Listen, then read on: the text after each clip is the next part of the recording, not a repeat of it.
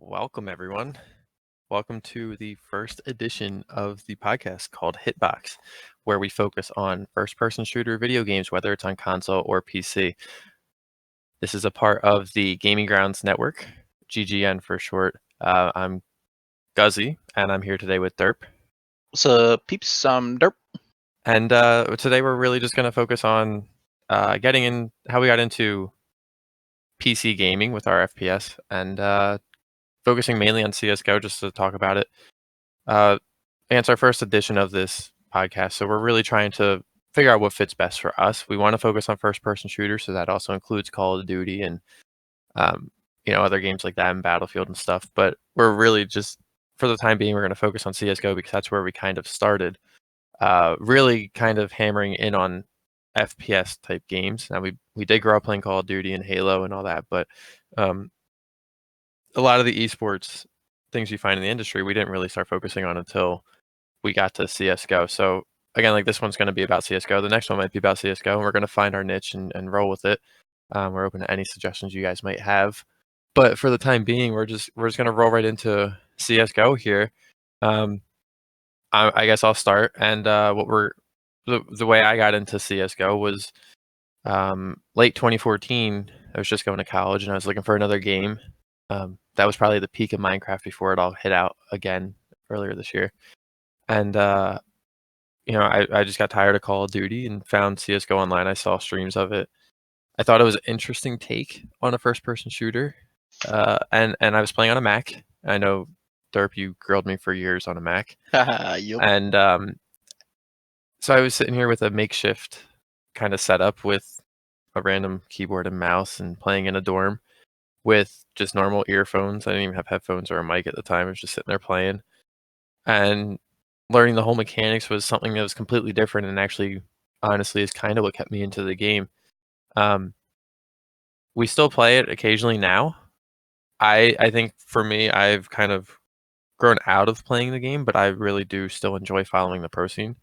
We're going to talk about the pro scene in a little bit, but I think CS:GO is one of those games where it's probably hit its peak over the last few years, and the pro scene is constantly getting stronger, but at the same time, the content is maybe getting a little weaker.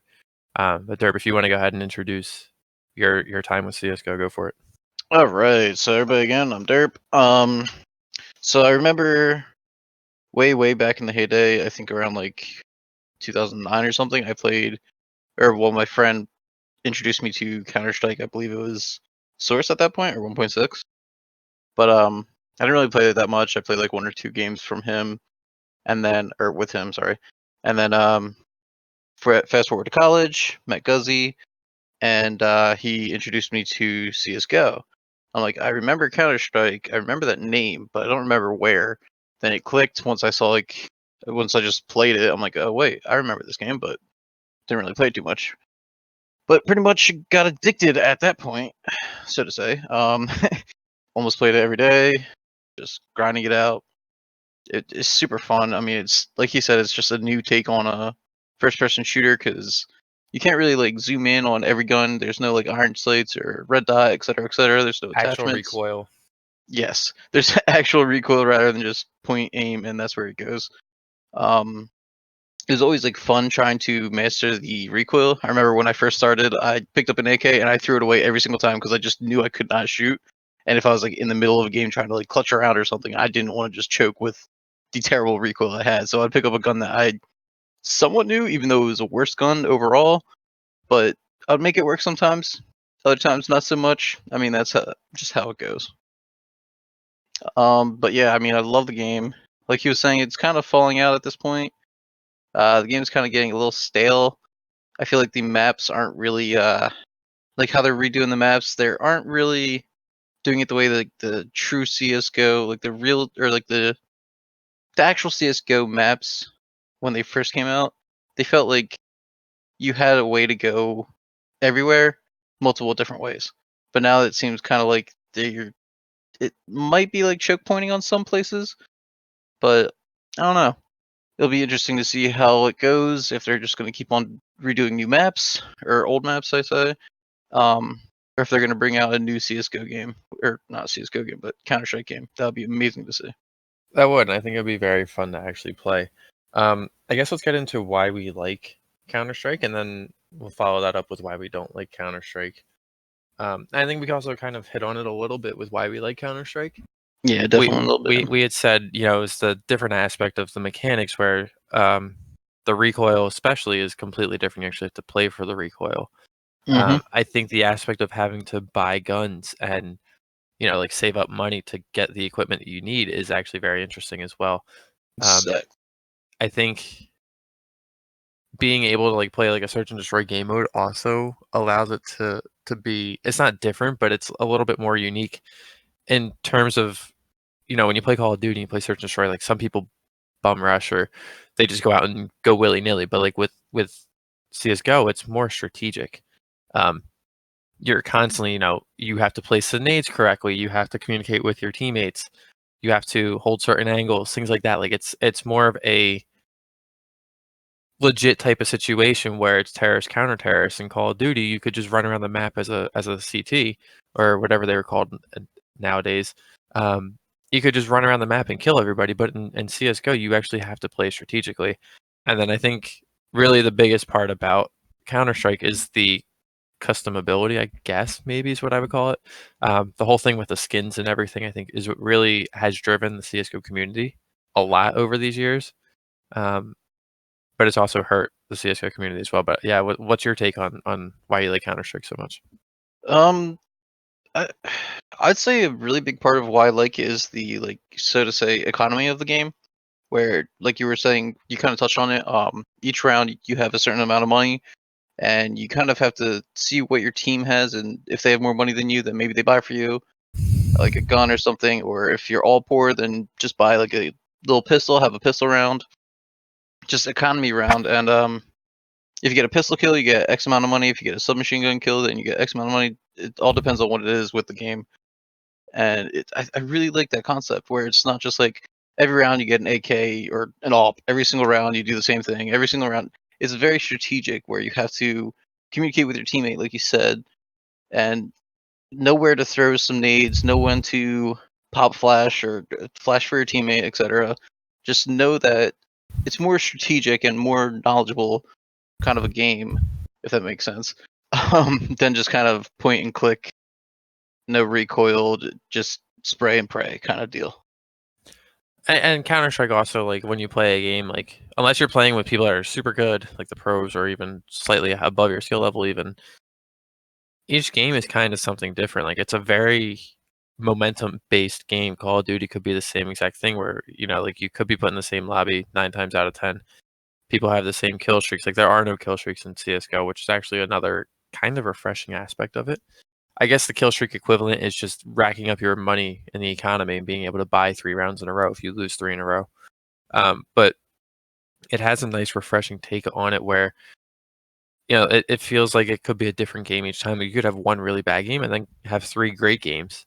Whereas Call of Duty, it's I think Call of Duty might be a little bit more related to ping issues too.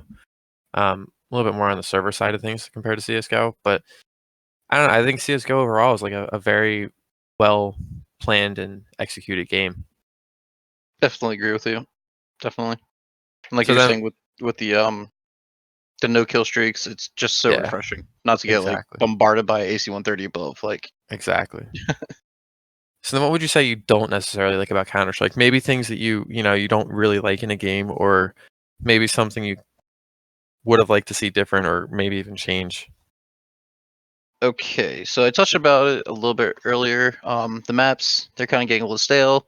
Even the remakes of them, they're still kind of getting a little stale. I touched on that already, but another one is a huge factor: the servers. They only allow 62, or sorry, yeah, 62 tick, not the 128 or 64 tick. Wow, not the 128 that every other competitive server uses. Not even like true competitive, but like the third-party servers that they just host the server and then just play CS:GO, like Faceit, ESCL, etc., etc. But the actual Counter Strike servers don't allow 128 tick, which many people don't think it really does much. But if you're actually playing, it means a lot.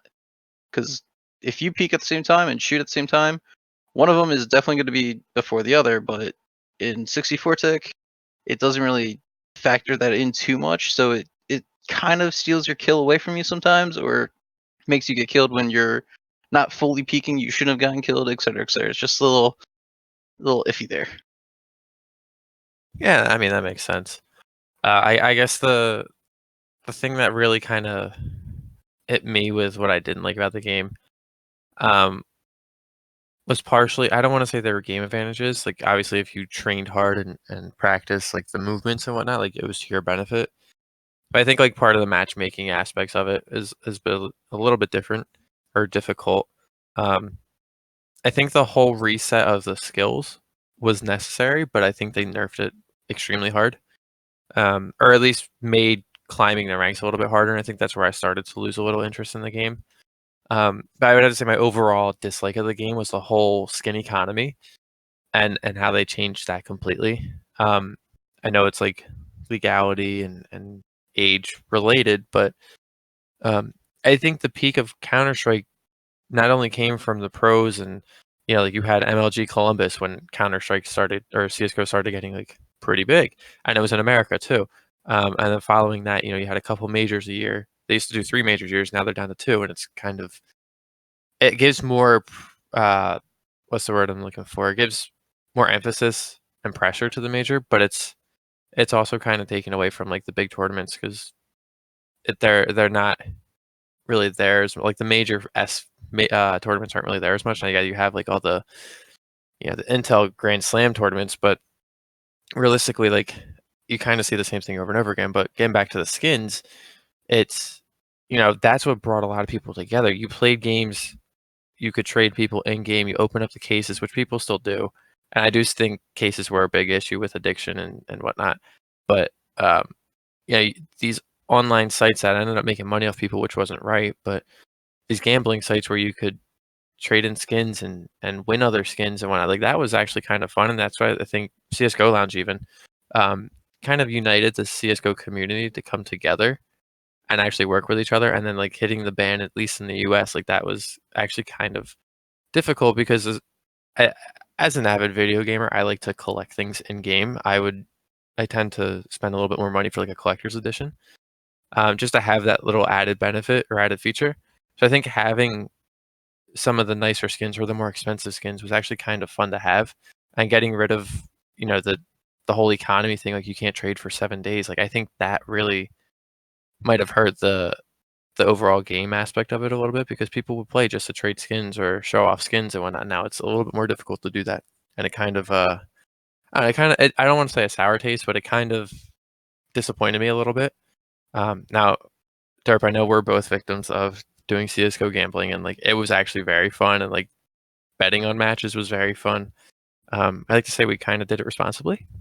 Oh, absolutely, and I totally agree with you. With like the 7-day trade thing, really hit hard because a lot of people, like you were saying, kind of come on just to kind of trade and kind of have that fun little social aspect of it. It used to almost be like almost like a stock market kind of deal. You come on, you Yeah, trade skins, you try to get up. You might gain some skins there, you might lose some profit there, but you would always try to, or at least some people. I know both of us were on the gambling sites, if you want to call it that, whatever you want to call it. Um, we'd always trade it and then just jump back in with the skins we just won that we didn't really want, and we would go right back into it, get more, go back into it, lose some, go back into it, etc., etc. It was just a constant go, go, go, which was really fun. But now it's like, all right, well, I won something, but 7 days, and then you do it again 7 days, and it's just ouch. it does hurt the game. But again, I think like what's picking that up is the fact that Valve actually saw people were investing money into this game. I think this is a good segue into the pro scene and teams that we like and players and whatnot. Valve saw the value there for skins, and they still do. Um, but they started giving more opportunity for players to receive in-game loot like crates and boxes and whatnot through these larger pro scene tournaments. And they also started upping. Now, part of it goes to the tournament organizer, and their responsibility to put the amount of money in the winnings purse and whatnot. But you started to see of a pretty big increase in the overall winnings amount in these pro scene tournaments, which was actually very cool to see. And I think that's what also keeps some of the community going. You're going to see more pro teams attending other events and mixing up their schedule instead of just attending the big events because the purses are just getting a lot larger.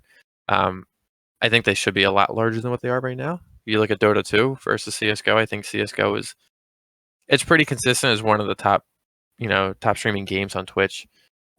People are very well recognized. There's huge organizations in the scene that I think they should be having higher purses to compete for. But I completely get it. Dota 2 is probably one of the largest followed games, same with League of Legends compared to CS:GO. But I don't know. I think the whole pro scene kind of benefited from a little bit from the banning of the skin trading and gambling because that was extra money Valve could put into their pro scene to benefit the esports industry.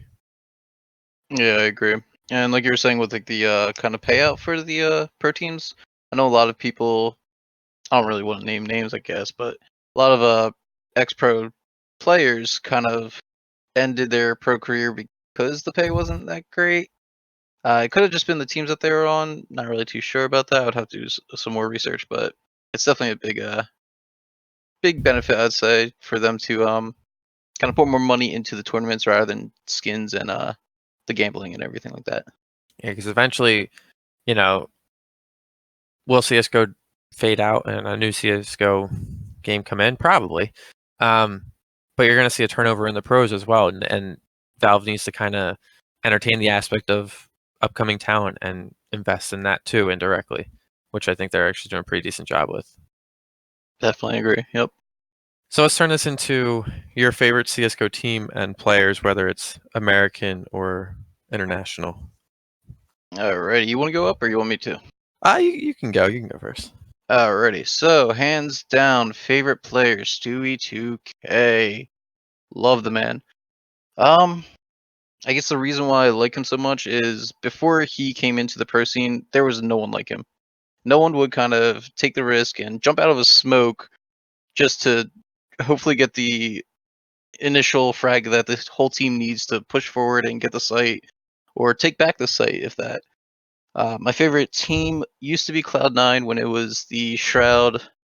When they won the major, pretty much. That was my favorite team. So right after Shroud. Right after Shroud, but I love Shroud. I miss Shroud. But yeah, Stewie 2K. I guess my favorite team now would be Liquid because Stewie 2K, but I also like Liege and Twists. Great players. Great team as a whole. All right. So for me, I guess essentially when I started watching Counter Strike because I was getting into it, um, I was just watching a couple streams of the smaller teams. At the time, it was Mouse Spaz, and that had Tarek, Peter, Hayes, Cutler, and FNS on it. And lo and behold, 2 weeks later, they got signed to CLG, and like instantly, CLG became my favorite just because I watched them more frequently than I watch others. And you kind of like it's kind of like Twitch. You watch a streamer for 2 or 3 times. It's like, oh my god, this guy's awesome, or whatever it is, and you follow them.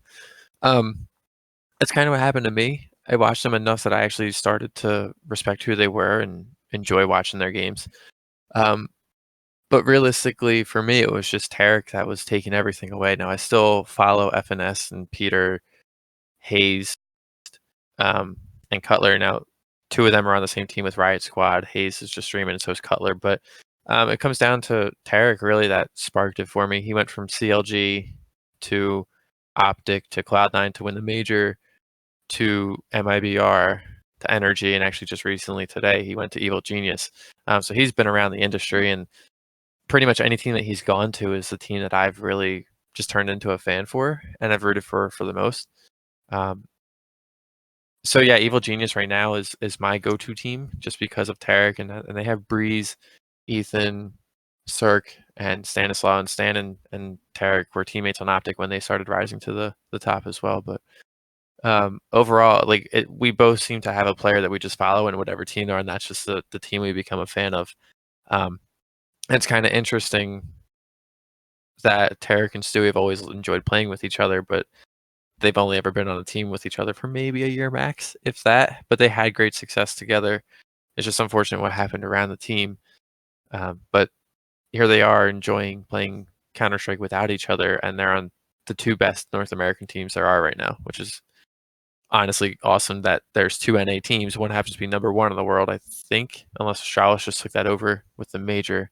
The other one happens to be number 4 in the world, which is really good for NACS. Yeah, definitely. Like you were just saying how Tark and Stu were just playing at C9, won the major, and then unfortunately C9 kind of made some changes. But then again, Tarek and Stewie both went to MIBR, so that was really cool just to see them stick together. And then unfortunately after that, kind of disbanded. But it was always fun. They always like to play together, like you were saying, even on their streams. Sometimes they play together, which is really cool to see. Exactly, yeah. I kind of alluded, or I didn't even allude, I just actually said it. Energy is now Evil Genius, so I guess we can just go right into CSGO news for the day. And we actually have a lot of news. It's also ESL1 New York this week. So we actually have some headlines, and for those of you following the scene, and you might not necessarily follow the reporters, but there's a couple companies or reporters out there. HLTV.org is the go-to for any Counter-Strike information. Think of it like an ESPN. You can watch games, you can see scores, you can hear reports or read reports. One person I particularly like to read reports from is DK, with Dixerto, I think is how you say it. And he alludes all the time because he's an insider. He alludes all the time to what's going on. He's predicted for weeks now that coldzera was going to go to FaZe, and they made it official yesterday that he is officially done with MIBR and has now joined FaZe Clan. He alluded yesterday that surprisingly NRG is about to sign a contract with Evil Genius. And today it came out, yes, they have signed a contract, and this is their first event attending as the Evil Genius brand. And then the third piece of news today is Complexity signing 2 players, one of which is Rush, who is from the major winning Cloud9 team. And personally, I've always enjoyed Rush. And I'm actually very happy he's back on essentially a tier 1 team. Kind of curious to see who's going to be leaving, because right now they're sitting with a couple players, on the outside looking in. But I guess let's break down each of the moves that we've seen today roster wise, and then maybe get into a little bit of ESL1. So what's your take on coldzera joining FaZe Clan? Let's see, coldzera joining FaZe. Personally, I'm not really a big fan of FaZe, but that's just a personal thing. Where get back to when we were betting, I bet a nice skin that I enjoyed, and FaZe kind of lost. I thought they were gonna win, so I'm a little salty about that. So kind of brought with me, but that's nothing to say about their actual skills or anything. But coldzera going to FaZe, I think it's nice and refreshing for him. MIBR used to be, I believe, number 1 when it was first, or when Stewie and Tark just got some, or close to number 1 at least. So they were at least top 10. They didn't have the success Yeah. they wanted, but when they were SK Gaming, they were definitely number 1. Yeah. So now MIBR is sitting at number 10, which I feel like they were higher than that before, but okay, whatever. But I think him going to FaZe will kind of bring FaZe up, because right now FaZe is at 15. I mean, coldzera is a great player. You've seen, like, if anyone doesn't know about his, like, I guess his highlight reel, the was it Mirage jumping off shot to get like 3 kills or something to pick off the 4th. It was Correct. amazing. It was amazing. But he's a great player. coldzera, yeah, coldzera was also voted the best player 2 years in a row. I think 2016, 2017. And he's kind of lost form a little bit. Part of that was because of the team he was playing with. I think people started figuring out SK Gaming or MIBR, and it kind of hurt his form. He also didn't see eye to eye with the team, which is why he ended up leaving anyways. But it's a big pickup for FaZe Clan. My overall thoughts is I'm curious to see how it's working out, because they also picked up Brokey. Nico, who is one of probably the top 5 players, maybe not this year, but in my opinion, overall, top 5 player in the world, is going to take over in-game leading, and I don't think that should happen. I think it's going to hurt his performance. But when you have someone like coldzera and Nico, 2 of the best young talents in the world, I don't want to say opportunities are endless, but it's going to be interesting to see how they can mesh together. You saw how in MIBR having Stewie and Tarek together speaking English and not Portuguese kind of hurt the team. FaZe Clan is a fully international team with Rain, Nico, Olaf, Brokey for the time being, and Cold Zero. So you have two Brazilians. So that helps, but I think it'll be interesting to see how it comes about. And Yanko's their coach, and so they at least have, I think it's like 5 different countries between them. So I'm not entirely sure about the language differences, but it'll be interesting to see how they mesh together. It's literally the international team of stars, which is good, but FaZe Clan hasn't won a major, and that's what they've been the whole time is an international team of stars. So I'm curious to see how that's going to play out for them.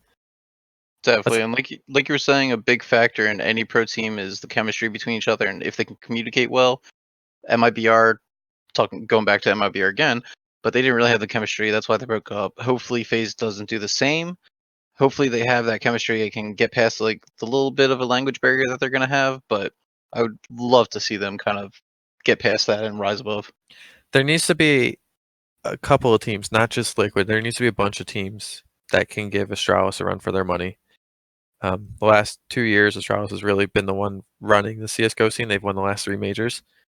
Liquid gave them a huge run for their money and actually probably played better CS than what Astralis might have played overall earlier this year before the player break in his last major. So I think there needs to be another team or two that can help give Liquid help in terms of giving Astralis a run for their money. Shout out to Avangar. Exactly, Avangar. That whole major aspect of it, I don't think they should have made it, but you know what? Props to them. They're a great young team, and they won the next tournament that they played. Yeah, they came out of nowhere and just said, "Surprise, pro team, we're here," or "Pro Exactly. scene, we're here." And now they're sitting at number 3. So I mean, they could potentially give Australis the run for the money, like you were talking about. Let's hope, yeah. So let's get into the NRG Evil Genius roster change. Do you know anything about Evil Genius or their history or anything? Evil Genius, not so much. NRG, a little bit. So why don't you give us a rundown of Evil Genius? Because I'm not really too familiar about that one. So you might like this. Back in CS 1.6, they actually had one of the more historic teams. Um, and someone on the team was Jordan Nothing Gilbert from Cloud9. Shout out to Jordan. Exactly. So he was on that team. That's kind of where he got his start. And they were, like I said, they're a historic team. Um, the pros growing up now, at least in North America, this whole Twitter reaction was, oh my god, I'd be so happy and honored to be representing this brand. It's like the go-to brand apparently, or team to play for. They're in other esports leagues, scenes and whatnot. But this is their first time, I think, in like 10 or 12 years or something like that, some absurd number that they've broken into the Counter-Strike scene. They were gonna break back into the scene around the time. Actually, they were gonna buy the iBuyPower team when the match fixing scandal came out. Big rip. And that whole thing happened. So they said, nope, we're not doing it. And then here they are. I literally think it's 7 years later. They're back in with NRG, which is a top NA team to actually pick up, which is very cool. That's really cool to hear that they were in the 1.16 and then they came back and kind of like a surprise. Hey, we're here again. Yeah, and I think they'll have the resources to help their team grow even more. Definitely. I'm curious to see how the team's actually going to react. They did win their first match today against FaZe Clan, which is cool. So the two new teams duking it out. Very cool. There we go. Very nice. Yeah, and I guess let's end it with Complexity signing Rush. What are your thoughts? I know we're both big Cloud9 fans from the major, and we both have our own opinion. You thought Stewie was the better one. I clearly thought Tarek was the better one just because those are our go-to people. Tarek won MVP that major, just saying. But I think like Rush is very underestimated. He's that support player, very passionate kind of guy that he's that necessity each team kind of needs. He doesn't need to perform every time, but when he can perform, it's kind of a watch out type of moment. Oh, absolutely. I love Rush. I mean, when he joined in, it was nice and refreshing for C9. Unfortunately, C9 had their own problems that they had to deal with, and unfortunately, Rush kind of just got brought into that. But he's a great player, and like you said, he doesn't perform 100. Like he doesn't outfrag everyone every single time, every single game. But when you need him to perform, he is there. He's very reliable. Also, if you see him on like any like how nothing used to do VODs. If you ever see him on like a VOD or anything like that, he's always like such a nice guy. It seems like everyone always has nothing bad to say about him. It's always good things. Like he's a great player. Seems like a great guy, and I'd love to see him do well on Complexity. I think it'll be a good fit. He'll be playing. What I think is what's going to happen is he'll be playing with Shazam, um, OBO, their new player. I think he's like 16. He's one Yeah. of those rising stars. Yep. He So started I out think he'll be able to mix in very well. And I think it's for the better. Like we were saying, he's one of those support stars. I see a lot of Nafly in him. Nafly plays on Liquid, so Nafly can have the quiet games, he can have the support games, or he can just have a huge breakout game, and that's what Rush is too. I agree with that. Yeah, definitely. But going Guys, back to Obo, God, actually, yeah. he's hilarious, man. I would watch some people play like some pugs, which if you guys don't know, it's just kind of some rank S players just getting together and just playing a game, whatever. Like two captains pick teams, whatever. But he's such a funny player. It's crazy to see that he's only 16 and he's already in the pro scene. Like, and he was playing the pugs even before that. So maybe like 14, 15 he started pugging. I'm guessing with like the rank S, but it's crazy to see him on the team. On the teams. Yeah, so I'm curious to see how he's going to break out. It's kind of like a Stewie 2K coming in Yeah, so young. Be surrounded by honestly one of the better esports teams there are. They just built a whole new facility and whatnot, so they have a lot of investment into the team. So it'd be great for him. Um, but yeah, so right now going on, it's ESL One New York. Very cool. We're right near New York, so I wish we were attending, but we're not. We were actually going to attend a couple years ago back when it was the peak of CS:GO, but we decided not to. I think it'd still be cool to go to a CS event. But yeah, if you want to watch these events, you can go to Twitch and follow some of the streamers watch or playing them, or you could go to the ESL One Twitch page. HLTV.org has the matches going. It's all weekend. One of the biggest events of the year, not major, but it's one of the biggest, one of the more entertaining events. It's on North American soil, so if you get a chance, go ahead and look at it, watch it. Um, you know, I guess that really wraps up our first episode. yeah, yeah. It's, we're not sure where this podcast is going to go. Like we said, it's going to be focused on first-person shooters, but maybe in 5 episodes from now, we're going to say, nah, screw it, we're just going to go somewhere else with it. We're really up to whatever you guys want to do. Or here, and we're open to your comments and suggestions. We'll be open to having guest speakers come in and talk about their experience or um, other aspects of the esports industry. But really, we're just giving our opinions on what we think the esports industry is with first-person shooters. Do you have anything else you'd like to add, Derp? Um. Oh yeah, one other thing. Just good to see Freakazoid coming back, but he's on E United now. Just a little Correct. small little thing. I like Freak. Good to see him back. Correct. Yeah, But that whole issue. He's back with his brother too. He hasn't really been playing on a strong CS team since his Cloud9 days, but yeah, I'm curious to see how they can do. I know they lost their first map or their first game today, and I think they were down in their second. So it'll be curious to see how he comes back and bounces back and plays with his brother as well. definitely, definitely. Awesome. Well, thank you for listening. As always, this is the Hitbox podcast on the Gaming Grounds Network. You can follow us on Twitter at Gaming Grounds N. You can follow myself on Twitter at GuzzyGGN. You can follow Derp on Twitter at Derp GGN. We will soon be on Facebook. We have a Reddit, Gaming Grounds Network. We are currently on Google Play Store or the Google Play Music for the podcast. Find us on SoundCloud. We're working on Apple Podcasts as well as Spotify, but find us around. Interact as a community. Plans are to hopefully probably open up a Discord where we can all just talk and chat about games and whatnot. That'd be pretty cool. But realistically, leave some feedback, leave some comments, what you'd like to hear, what you didn't like to hear. Constructive criticism is always welcome. We want to grow and see where it goes. We're having a lot of fun doing this. We just want to, I guess, give a quick highlight of Gaming Grounds Network. Derp and I are doing this series. Derp might be doing another series with someone else in the Gaming Grounds Network. I might be doing a series with someone else. But at least once a week, you'll get a town hall kind of podcast where we just talk whatever's on our mind about video games and a certain topic, and then just like let it roll with whatever's on our minds at that point. That's once a week where you'll have all 5 of us come together and just throw that out there. Plans are to stream that, which would be very cool. The individual podcast or the team podcast, it's more of a exclusive private podcast for the time being, and then maybe stream it out later. But we want to get some viewer interaction as well. That'd be very cool to be able to do.